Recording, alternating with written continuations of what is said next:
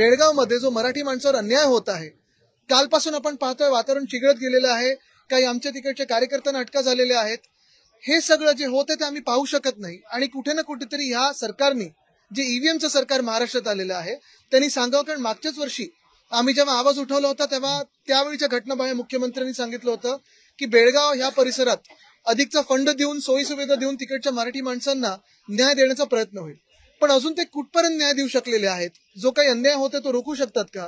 केंद्रात जे भाजपचं सरकार आहे ते केंद्रशासित बेळगावला करणार का? हा आज महत्वाचा प्रश्न आहे. त्याचं देखील उत्तर मिळणं गरजेचं आहे.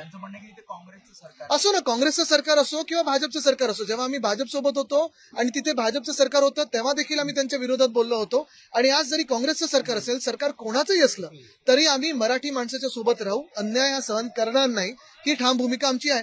आणि म्हणून त्यावेळी जी मागणी होती ती आज देखील आहे की बेळगावला लगेच केंद्रशासित केलं पाहिजे आणि त्यानंतरच पुढचा निकाल काही लागला पाहिजे.